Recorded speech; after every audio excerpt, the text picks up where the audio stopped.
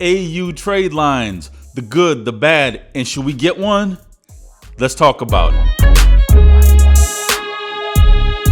You know who it is, B.O.B. back again. Cakeologi, baby, the science of success. Today, we're going to be talking about AU trade lines, the good, the bad, and should we get one? Is it worth it? Is it going to really help us boost our credit to where we need to be?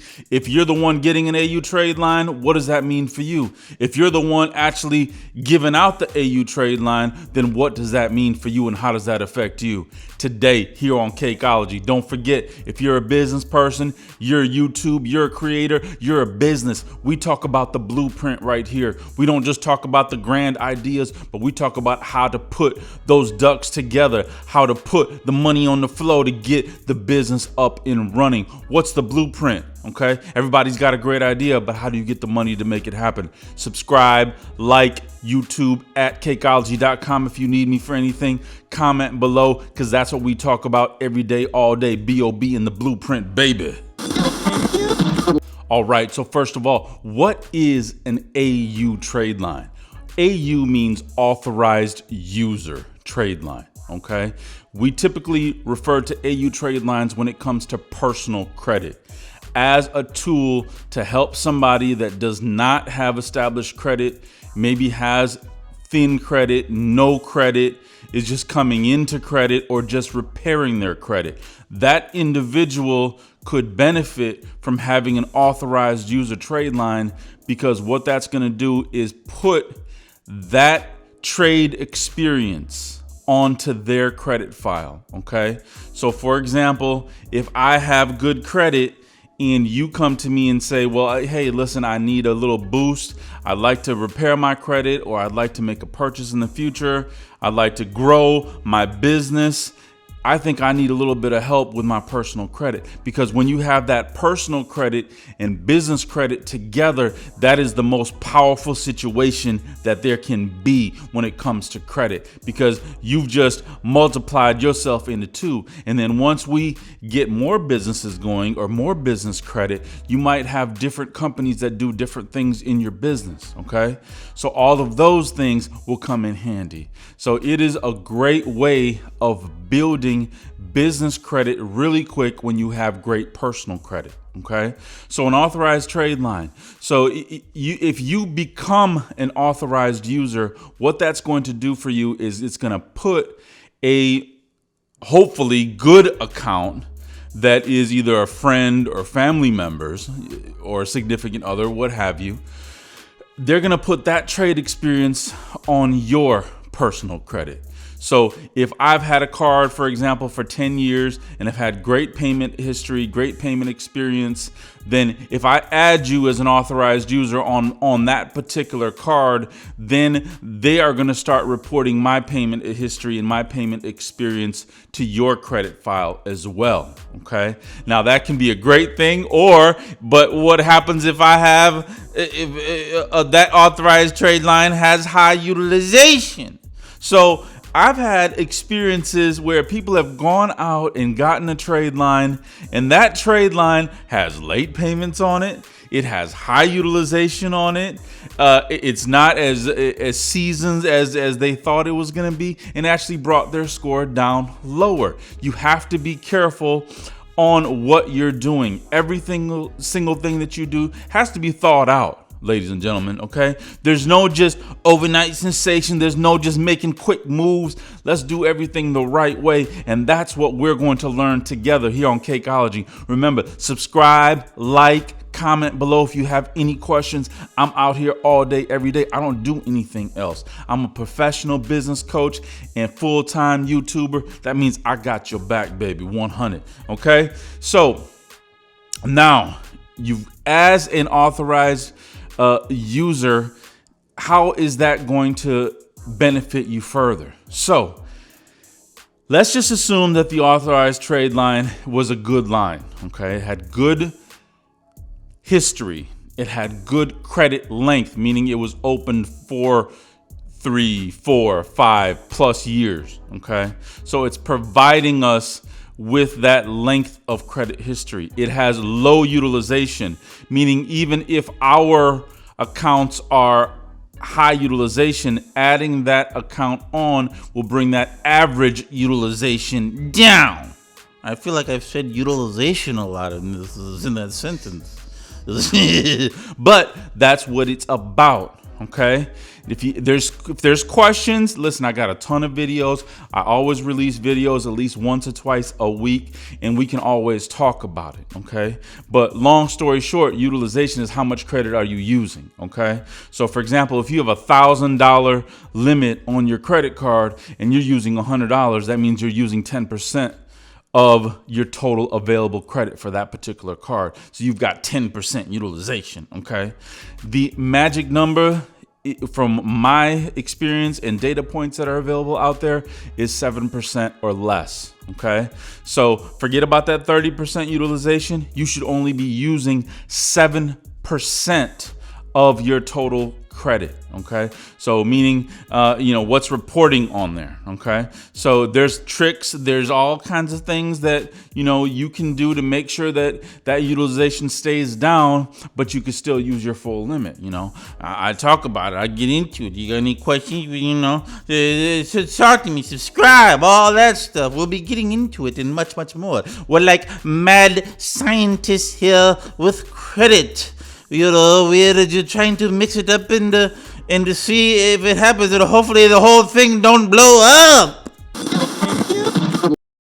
But we know we're on the right track because this is not financial advice. This is for education and entertainment purposes only. We always want to make sure that we have a good attorney and a good accountant and good financial professionals around us. That is super important when you're building a good team for your business and for your business credit and your personal credit. All right, let's keep it moving. Okay, so as somebody that has just gotten an authorized user trade line put onto their credit report, great. If it was a good family member and a good friend and they had great history, now your credit you'll see has gone up. Your score has gone up, and that's all wonderful and dandy for you, So now you may be able to get higher limits. You might be able to get other cards that you weren't able to get before, because now you've got a trade experience that has good history, good payment history, good length of history of credit, and low utilization. That's the magic syrup there, right there. That's the magic. The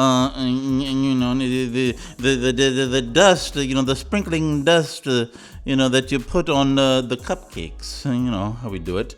So that's what we're trying to achieve. So it's all good for you. You got your stuff together. Now you're going out. You're having, more credit available. You might be able to have gotten that loan or that line of credit that you need for your business to grow. Because over here, listen, the only money that I actually spend on stuff that I want is money that will not affect me in my business, meaning small money. Okay.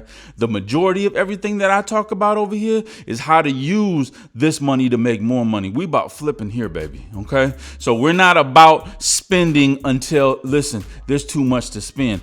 Once you can't count it, then you can think about really spending like you want to. So that's what we're going to get into. Okay. Now let's flip the coin here. As someone who has actually given you the authorized user trade line, what does it mean for that individual? Okay. So you came to me, you said, Bob, I need an authorized trade line on that. I'm trying to, and I'm like, well, all right, okay, you put on the flow, whatever. So I've done that for you, okay? I've done that for you, for example. Now you've got that, but what does that mean for me, okay? How can that affect the individual actually giving the trade line, okay? Number one, and a lot of people don't know it, is that the person that you've put on your account, your address is going to be associated with their name as well now, okay? Because the billing address that you have on your credit card, okay, that you've just now created an authorized user for and given that trade line out to friend or family member, okay, that address, when that credit card company reports is also going to be reported in the individual that you just gave the authorized user trade line to. So your address is going to show up on their credit report too now, okay?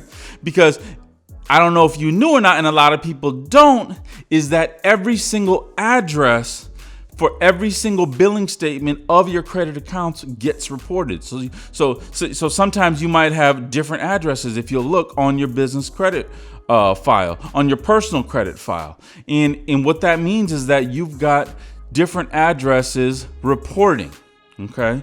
This data has to come from somewhere, right? So when the data is collected and it's reported out, there has to be an input method. And the input is when now you've put another individual on your credit card, and that address that's associated with that credit card is now associated with that person too. Okay. So what happened in my experience is that you start getting mail in their name to your house.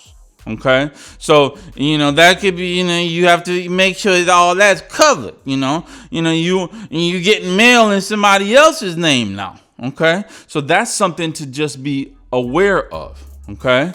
So in addition, so now they know your address, okay, because they can look on their credit report and bam, there it is right there. So you are linked to this person in that type of a way, okay? Now, in addition, when you take them off after a while, if you do, then you have to also be aware that we have to be careful how many people we add on and who we're adding on, okay? Because the last thing we want is for our account to get closed. Okay, that's the last thing we want. We're trying to do somebody a favor, and then you get messed up in the whole process. That's not going to work. So we don't want that. Okay, so not only do we have to do things wisely when it comes to maybe doing a favor or when it comes to giving out an AU trade line, but we have to make sure that we think about how that's going to affect us too. So both parties, and I've got a video about this, about the key tactics to negotiation, is that both parties need to be happy and both parties need to understand the situation, okay? Because they're trusting you, because if you make a late payment, that's going on their report too now, okay?